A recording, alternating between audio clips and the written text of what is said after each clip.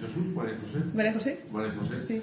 Que, claro, yo iba a hablar sobre todo de columna, pero también tiene sentido porque dentro del aparato musculoesquelético es una de las afectaciones preferentes en la enfermedad de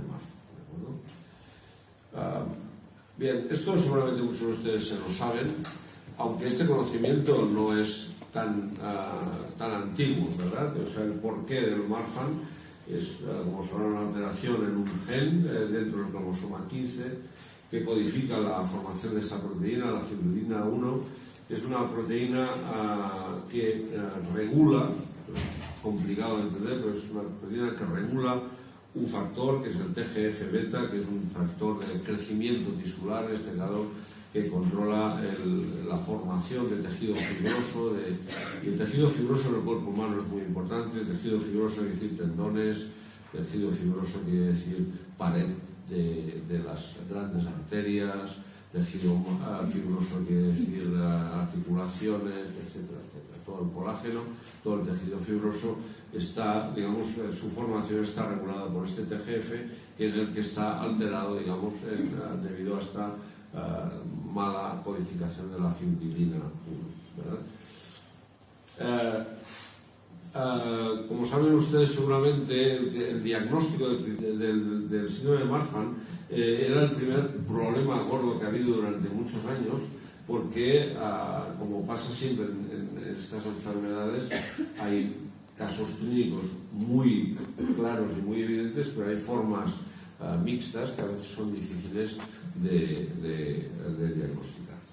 Hay una serie de criterios mayores, una serie de hallazgos muy frecuentes, muy conocidos por todos, como son obviamente la dilatación de la raíz aórtica, como es la luxación del cristalino. En muchos casos hay historia familiar, de manera que el diagnóstico es muy fácil, pero también te encuentras en la clínica primeros casos, es decir, mutaciones espontáneas de padres completamente sanos y de golpe y porrazo aparece la mutación y aparece el caso, y esto muchas veces es difícil de diagnosticar y sobre todo, probablemente ustedes lo saben mejor que yo, muy difícil de digerir. Y ya el diagnóstico definitivo, afortunadamente, se consigue con el diagnóstico genético de la afectación del gen LCBN1. Pero esta afectación genética no se hace desde hace muchos años, sigue siendo compleja, hay que enviarla a Bélgica para que hagan estudios genéticos, que es complicado, pero bueno, afortunadamente cada vez la cosa está mejorando y se irá haciendo más rápido, y es la forma segura, indiscutible de diagnosticar la enfermedad. Pero a pesar de que quizá la forma o la afectación más grave desde el punto de vista de pronóstico es la dilatación aórtica, desde el punto de vista clínico yo creo que no hay duda que la afectación que da más problemas es la afectación musculoesquelética. Y dentro del músculo esquelético hay una serie de alteraciones muy típicas, como son las manos, estas se denomina técnicamente una aracnodactilia, estos dedos largos, este signo que llaman signo del pulgar, esto es casi patognomónico del Marfan, es decir, muy poco frecuente que dentro de una población no Marfan se observe esta imagen, o bien también el signo de la muñeca, esta posibilidad de que digamos, se pueda rodear la muñeca con los dedos, que la población no Marfan no llega a coger toda la muñeca. Eso es muy característica del Marfan. Hay otras deformidades esqueléticas no patognomónicas, no exclusivas del Marfan, pero muy frecuentes en el Marfan, como son el pectus excavatum y el pectus carinal. Aprovecharé, ya que estoy aquí, no sé por qué razón, muchos pacientes y también muchos médicos a veces nos envían a las consultas de columna a chicos con pectus excavatum, como si el pectus excavatum tuviera alguna relación con la columna, y esto son asociaciones, pero no relaciones. Es decir, el pectus excavatum no tiene nada que ver con la patología de la columna, ni viceversa, ¿de acuerdo? Un paciente de un pectoral excavatum no tiene por qué tener nada en la columna. Lo que pasa que son asociaciones frecuentes que puede haber, pero no son causales de una con la otra. De manera que yo no voy a hablar aquí del pectoral excavatum. Otras manifestaciones bastante frecuentes, el pie plano palmo, también es muy habitual en el síndrome de Marfan. Y a nivel de las caderas algo menos frecuente, pero que y además que el individuo joven da poco problema, que es la protrusión acetabular, que consiste en esto que se ve en esta radiografía, en que las cabezas del fémur están muy entradas dentro de la pelvis. Esto no es, no sé la cifra, pero puede darse alrededor de un 10, un 15% de pacientes con síndrome de Marfan. Y además, como digo, en el individuo joven no suele dar problemas, lo que pasa que esto, digamos, favorece la aparición de una coxartrosis precoz. Si la coxartrosis normal se sitúa alrededor de los 60 y pico de años, los pacientes con Marfan que tengan este tipo de protrusión acetabular pueden tener clínica de dolor antes. Y por fin vámonos a la columna, que es a lo que yo he venido. Miren, la deformidad en la columna, el síndrome de Marfan da tres problemas. Uno es quizá el más conocido por todo el mundo, que todo el mundo habla, que es la escoliosis. Escoliosis se refiere a esto, a que vista una radiografía de cara del paciente, la columna, que tiene que ser recta como un palo, no lo es. ¿De acuerdo? Está incurvada. Hay muchos patrones, una curva, dos curvas, para aquí, para allá, pero esto es una escoliosis. Pero hay otra deformidad que también es muy frecuente en la Marfan y quizás menos conocida, que es la cifosis. La cifosis se refiere al hecho que si miramos la columna de perfil, la columna describe una curva, digamos, de convexidad posterior en una zona donde debería ser recta o donde debería estar incurvada en el otro sitio. Esta es cifosis, después veremos alguna más.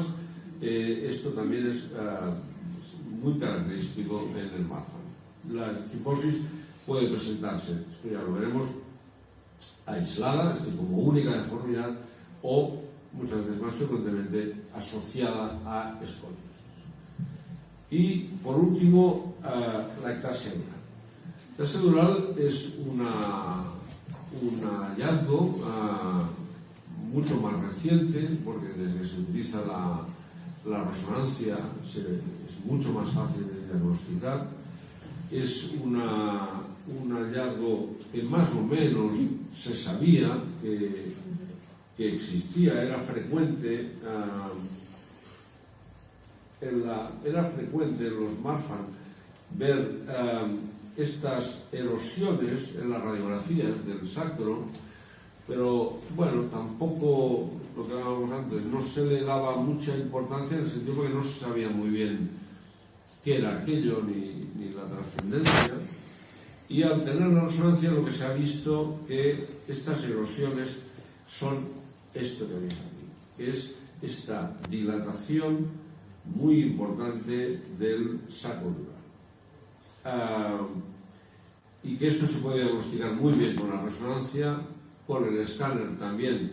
El escáner, el TAC, sabéis que es una radiografía, es decir, lo que se ve muy bien es el hueso, las partes blandas se insinúan, pero no se ven, pero tú ves el aumento, sobre todo, como veis aquí, el aumento de las dimensiones del canal raquídeo de donde está el saco, ¿de acuerdo?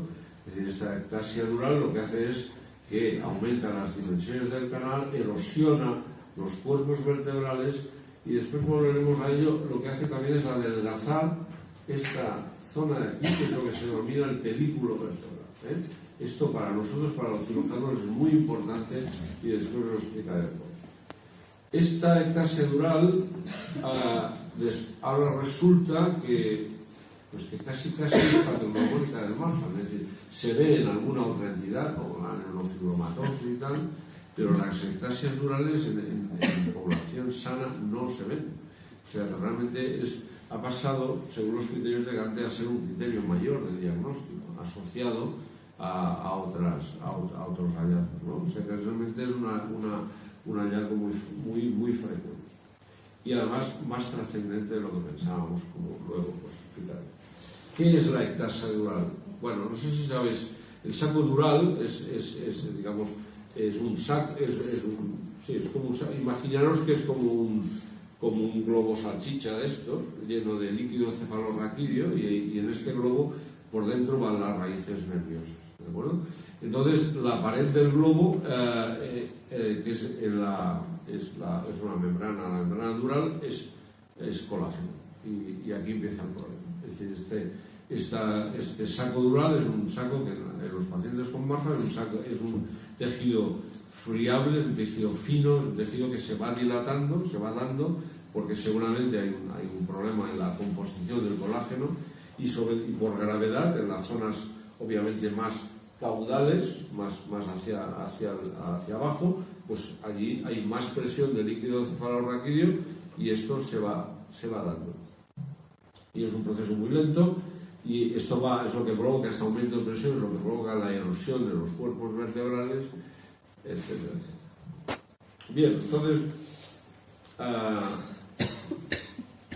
¿qué hacemos con las escoliosis del síndrome de Marfan? Bueno, con las escoliosis se tratan, de hecho, exactamente igual que las escoliosis idiopáticas. La escoliosis idiopática es la escoliosis que se observa normalmente en los adolescentes, en las épocas de crecimiento, que son estas incurvaciones de la columna. Cuando esta incurvación está por debajo de los 40 grados, se ponen corsés para intentar controlar la deformidad. Cuando pasan de los 50 grados y estamos ante individuos en crecimiento, pues se les recomienda el tratamiento quirúrgico. Y lo que se hace hoy en día con el tratamiento de la escoliosis un poco es esto que os enseño, es que se ponen tornillos de arriba abajo, se ponen estas barras para intentar enderezar y poner lo más recto posible la columna, de manera que ya no se vuelva a torcer nunca más. Y esto es lo mismo que se hace en el síndrome de Marfan. Es decir, el síndrome de Marfan no tiene un tratamiento específico de la escoliosis, ¿de acuerdo? Sí, es una escoliosis más agresiva y más problemática. En primer lugar, como veis, la incidencia en los adolescentes sanos, la incidencia de escoliosis viene a ser de un 1%. En los pacientes con Marfan hay un 60% que tienen una incurvación de la columna.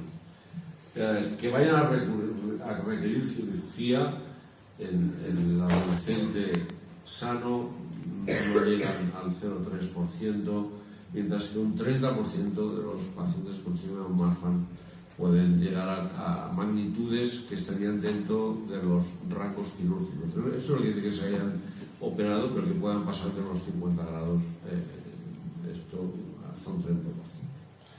¿Y qué problema hay desde cuando se tiene que operar? Pues que generalmente como habéis visto, son curvas muy largas, es decir, que hay que incluir más vértebras que en la escoliosis idiopática. En más casos, en este caso no, pero cuando la curva llega muy abajo, a veces tienes que llegar tú también a la fijación hasta el sacro y hasta la pelvis. En este caso, esto es de un chico joven, porque debería tener unos 14 años, decidimos fijar hasta L5, pero esto implica el riesgo que, como es muy joven, a lo mejor en los próximos 20 años o 30 años haya que recuperarlo y alargar hasta abajo, ¿de acuerdo? Entonces, el síndrome de Marfan es más frecuente que hay que hacer fusiones muy largas que llegan hasta la pelvis. Y la tasa de complicaciones es más alta, en parte porque son cirugías, como son más niveles, son más tiempo quirúrgico, más sangrado intraoperatorio, y esto aumenta la tasa de complicaciones.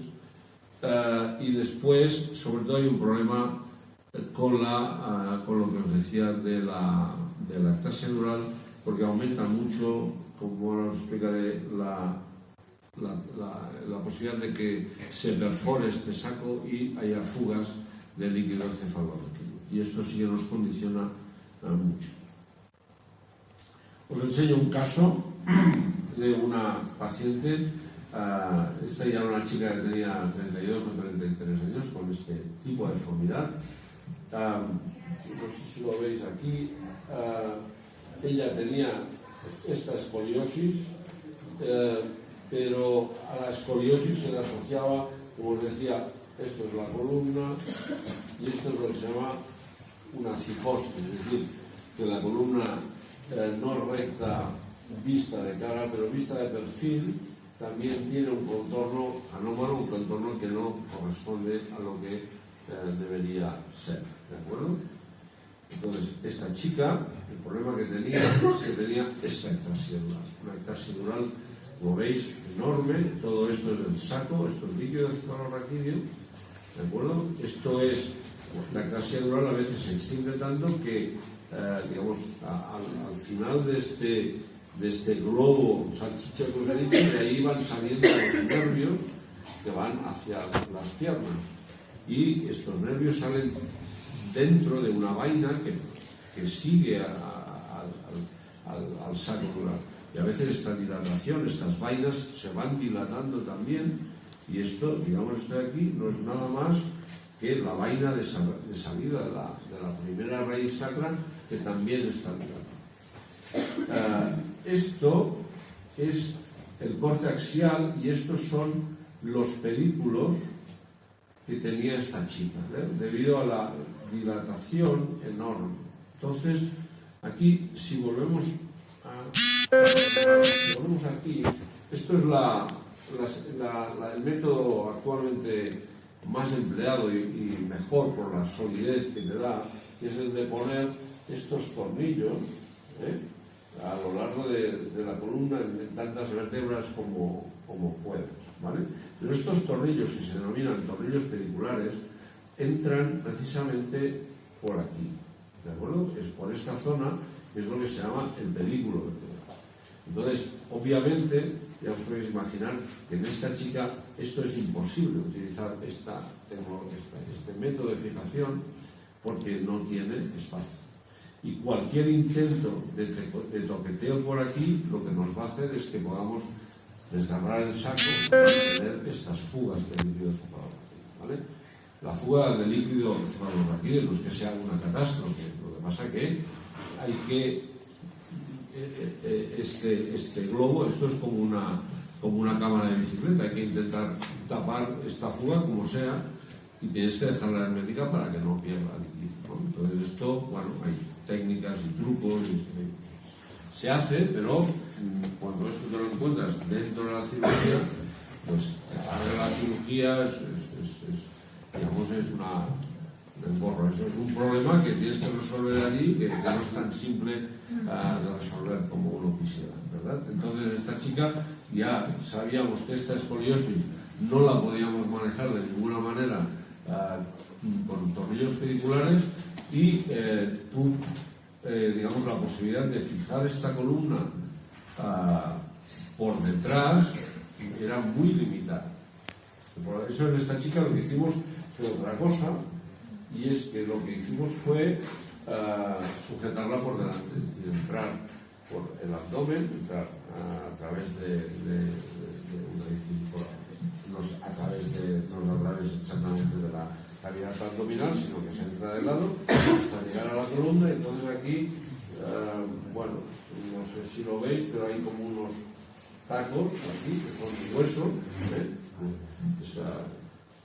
fémur congelado que se corta a medida, ¿vale? Y todo esto se aguanta con un tornillo. Aquí se ve el taco, si lo identificáis. ¿Por qué hicimos esto? Porque sabíamos que por detrás no podíamos poner gran cosa, ¿de acuerdo? Entonces le pusimos un poco cirugía, como le digo, MacGyver, es decir, tienes que ir haciendo un poco lo que puedes. Aquí le pusimos unos ganchos metidos debajo de la lámina. Estos ganchos entran por aquí y claro, son ganchos muy romos, que protuyen muy poco y entonces son seguros, no tienes por qué hacer un desgaste rural, ¿verdad? Pero pusimos aquí sí que pudimos poner un tornillo, etc. Bueno, esta chica la verdad es que fue muy bien, nos dio complicaciones relacionadas con el corazón, pero no con la operación de la columna. Entonces, todo esto os lo explico para que veáis que el por qué el Marfan, la escoliosis del Marfan, es un poco distinta a la escoliosis del adolescente, ¿de acuerdo? Son escoliosis muy largas, daros qué fijación esta chica lleva desde, esto es 1, 2, desde 3 o 4, desde T3 arriba de todo hasta ilíaco, ¿verdad? Una fijación enormemente larga. Esta chica lleva 2 cirugías. Este tipo de cirugías obviamente aumentan el riesgo de complicaciones, porque os explicaba de lo que pasa con la escoliosis en el síndrome de Marfan.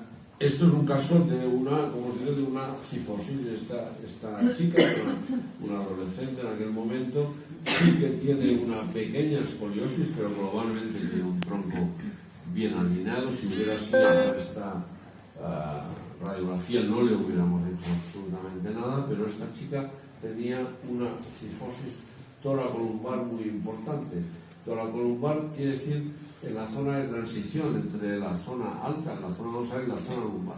Y esto, digamos, da muchas molestias, es clínicamente doloroso, esto lo veremos, y además estéticamente les da mucho conflicto. Les aparecen zonas de roce en esta zona de la gibosidad, y entonces en muchas ocasiones lo que se opta es por hacer un tratamiento quirúrgico de cara a, como veis, a poner recta esta zona, que es lo que debe ser, esta zona entre T10 y L2, que es el 0, y es lo que se busca. Fijaros, esta chica tiene otro problema, si fijáis en esto. Esto es el esternón. Esta chica tenía un pectoral excavatum muy importante, era una chica que estaba operada, tenía alguna lesión muy importante en el stem que llevaba a nivel del callado de la aorta, y tenía esta, o sea, es como el esternón prácticamente contacta con la columna vertebral. Esto es un pectoral excavatum,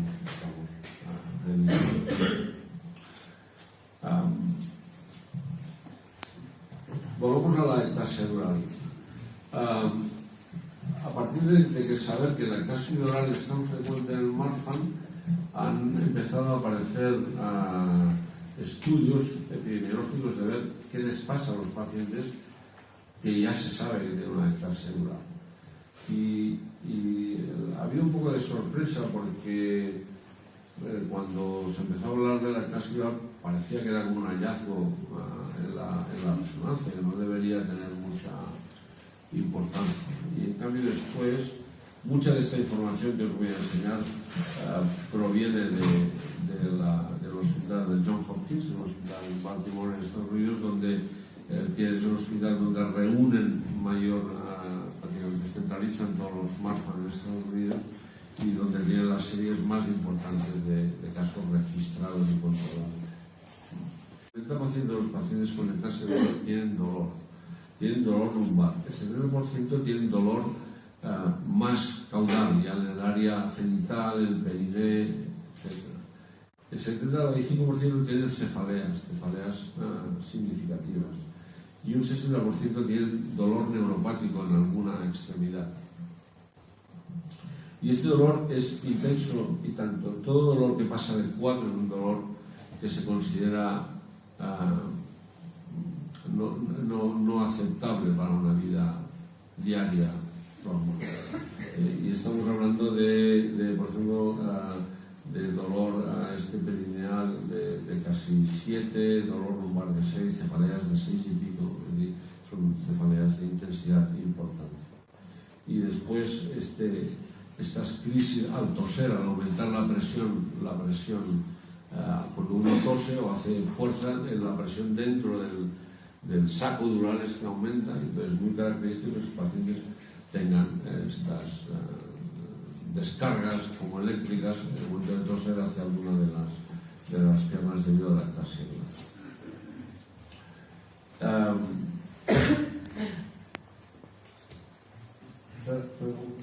Una cosa. El gran problema que hay ahora mismo, y esta es la mala noticia, es que no hay tratamiento para la ataxia oral. Se han probado cosas, sobre todo esto corresponde más al área de neurocirugía. Se han probado a hacer derivaciones, como hacen con el cerebro, que cuando hay un aumento de presión derivan el líquido cefalorraquídeo para bajar la presión, pero en la ataxia oral no ha funcionado a día de hoy estas derivaciones. Se han intentado hacer clampajes, es decir, de reducir el volumen de la ataxia oral, pero eso a día de hoy tampoco ha funcionado porque hay un problema técnico, porque como es tan friable, es tan frágil, cualquier cosa que ponga, lo que haces aún es provocar desgarros y aún la cosa acaba peor, de manera que realmente a día de hoy no hay ningún tratamiento ni farmacológico ni quirúrgico para reducir el volumen de estas ectasias orales. ¿Vale? Esto es un problema que hay. Y esto se inscribe además dentro de otro problema que se va conociendo mejor. Fijaros, esto es un trabajo del 2015. Esto es una serie de Johns Hopkins del 2015 y es el primer estudio, digamos, observacional que intentan determinar cuál es lo que se llama la prevalencia del dolor en el paciente con síndrome de Marfan, del 2015. Y realmente yo creo que toda la gente que ve síndromes de Marfan está habituado a que el paciente se queje, me duele me duele aquello, pero realmente no hay una información muy estructurada de qué es este dolor y cómo funciona este dolor hasta estas publicaciones de Johns Hopkins. Esto es una serie de unos 250 pacientes y es realmente espectacular, ¿no? Es decir, el 78% tienen dolor de espalda, pero el 30% tienen cefaleas, el 45% cervicalgias, el 50% dolor en los pies, en los tobillos, en las rodillas, en las caderas, y después dolores de tipo visceral, ¿no? Dolor en el pecho, en el estómago, o sea, abdominal, etc. Realmente el dolor es un problema grande en el síndrome de Marfan. Hay más del 50% de pacientes que en algún día a la semana toman algo para el dolor y hasta más del 30% toman analgésicos diarios, realmente, y como hemos visto antes, con intensidades realmente muy significativas. Y el problema gordo es que de todas maneras no sabemos muy bien de dónde y por qué se origina este dolor. Fíjate, este es otro trabajo del año pasado prácticamente, también de Baltimore, y entonces han intentado ver con qué se correlaciona el dolor del síndrome de Marfan y cómo este dolor impacta en el día a día, ¿no? Entonces, sorprendentemente, fijaros que el dolor del síndrome de Marfan no se correlaciona con la escoliosis, sino que se correlaciona más con la cifosis. Esto ya se ha visto en la escoliosis del adulto, no Marfan, ya se ha visto que es así. O sea, los adultos con escoliosis, el problema más gordo es la cifosis, es decir, es el plano sagital, es viendo al enfermo de lado, más que viéndolo de cara. Es decir, la magnitud de la escoliosis en sí, en el adulto ya es un tanto intrascendente, en cambio la alteración del plano sagital es quizá más importante. Y esto se ha visto también que en el síndrome de Marfan pasa lo mismo. O sea, la cifosis quizá habrá que prestarle más atención, aunque tampoco es tan fácil de controlar y manejar. Como he dicho antes, los pacientes con síndrome de Marfan hay ciertas situaciones que les llevan a la aparición de una artrosis precoz, ya sea en los discos intervertebrales, en los tobillos, en las caderas, en las rodillas. Cuando aparecen estos signos de artrosis precoz, evidentemente aumenta o se correlaciona con el dolor y con la intensidad del dolor. Finalmente, como os digo, la ectasia dural. La ectasia dural no hay duda que se está convirtiendo en un hallazgo realmente trascendente, y quizá en el futuro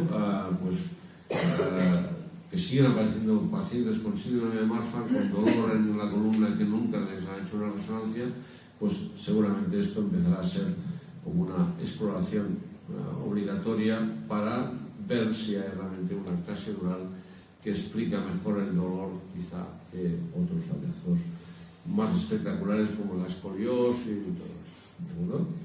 Y lo que es quizá más importante de cara al paciente, al día a día, es lo de la derecha, que os lo intento explicar. Ellos lo que hicieron es entregar a estos pacientes una serie de cuestionarios que evalúan aspectos del dolor. Y les entregaron dos. Uno es la escala de Oswestry. Este es un cuestionario que evalúa cómo el dolor impacta en 10 actividades de la vida diaria: caminar, dormir, levantar peso, etc., o sea, cosas del día a día. Y esta escala de Oswestry se considera que por debajo va de 0 a 100, y que lo habitual es que esté por debajo de 20, y generalmente la gente de mediana edad sana está por debajo de 10, ¿de acuerdo? Pues la media en esta población de los Oswestry es de 36, es decir, que realmente están claramente por encima, con una discapacidad relacionada con el dolor muy por encima de los valores de normalidad. Y lo segundo que miraron es un instrumento de calidad de vida muy utilizado, que es lo que se llama el SF36. Esto es un instrumento que tiene 36 preguntas, como su nombre indica, y que genera dos sumatorios. Uno es el PCS, que es el de función física, y otro es el MCS, que es el de función mental. Bien. Entonces, para que os hagáis una idea, lo que hacen es generar un valor que es 50, que es el valor estandarizado de la media de la población. Y así te permite, y cada 10 puntos es una desviación estándar. Y eso te permite ver cómo la población que tú estás estudiando está con respecto a lo que sería la media de la población, y como cuánto está separado de esta. Bien, esto lo que está diciendo es que los pacientes con Marfan, la función física tiene una puntuación de 30, es decir, están 2 desviaciones estándar por debajo de la media normal de la población, y además esto está impactando en el estado anímico de los pacientes, porque están una desviación estándar por debajo de la media, es decir, la media es 50, el Mental Component Score está en 40, está 10 puntos, o sea, una desviación estándar por debajo de la media de la población. Por lo tanto, un poquito en resumen, yo me atrevería a decir que quizá los problemas cardíacos y aórticos son lo más preocupante desde el punto de vista vital, pero lo que realmente yo creo que provoca mayor discapacidad es el dolor musculoesquelético. Que las lesiones quizá más espectaculares y más aparentes son la escoliosis y el pectus excavatum, pero que seguramente las lesiones que provocan mayor sintomatología son la cifosis y la ectasia dural. Que el dolor es un dolor multitópico, que afecta a múltiples localizaciones, que es frecuente e intenso, y que provoca una limitación severa en las actividades diarias y repercute en el estado anímico de los pacientes. Que desgraciadamente ahí hemos terminado. No hay un tratamiento específico para nada de todo esto que hemos explicado. Nosotros, los tratamientos del aparato ortopédico, del aparato locomotor que se aplican son exactamente los mismos que se aplican a estos problemas en pacientes sin síndrome de Marfan. Las escoliosis, como os he enseñado, se operan igual, con variantes técnicas que hay que ajustar al Marfan, pero de hecho no hay un tratamiento específico. Fijaros lo que os he dicho antes, estos datos que son muy interesantes y son un principio, son de hace un par de años, y es que antes no hay nada del dolor, el síndrome de Marfan, y del dolor musculoesquelético del síndrome de Marfan. Y para finalizar, ¿no?, a vosotros como asociación, porque yo creo que la sociedad civil pues algo tiene que hacer, y sobre todo actualmente con los medios de comunicación que hay de presión hay que aprovecharlos, ¿no? Estoy chapardeando, me encontré esto, ¿no?, una reunión hace 15 días de la Asociación esta de Enfermedades Raras de Castilla y León, y publicaban que se había reducido un 39% los fondos públicos de investigación. Bueno, yo he de advertiros que no tan solo es para la investigación de enfermedades raras, sino que se ha reducido para cualquier tipo de investigación, ¿no? Pero bueno, de todas maneras, me llamó mucho otro hallazgo que encontré en esta web, que supongo que muchos de vosotros conocéis, que es change.org, ¿no?, que esa es la que ha llevado a esto que quieran quitar esto de la cadena perpetua, y a raíz del movimiento del padre de la chica esta que mataron, en esta página web. Bueno, en esta página web me encontré que había habido una petición de que se aumentara la financiación para la investigación en enfermedades raras, ¿verdad? Bueno, esto tiene un tiempo que permite que tú te apuntes. 20 firmas. Lo de esta chica llevan 2 millones y pico de firmas. Pero es que es muy curioso, porque lo siguiente que me encontré fue esto: que hay un señor que ha pedido que se incluya en la declaración de renta una casilla, aquello de la iglesia, los bienes sociales, que haya una, fíjate bien, de investigación contra el cáncer. O sea, no contra investigación médica, no, y contra el cáncer. Ya llevan 700.000 firmas. Cuando os puedo asegurar una cosa, si hay algo en que se investiga es el cáncer, porque hay la industria que está interesadísima en el tema de los antineoplasios. Así que convocatorias de investigación, yo no digo que no se tenga que investigar contra el cáncer, ni mucho menos, pero claro, de lo que se investiga el cáncer a lo que se investiga en el Marfan, hombre, quizá podríamos mirar de encontrar un poco un punto intermedio, y ahí yo creo que vuestra participación es muy importante y hay que presionar. Bueno, nada, muchas gracias por vuestra atención y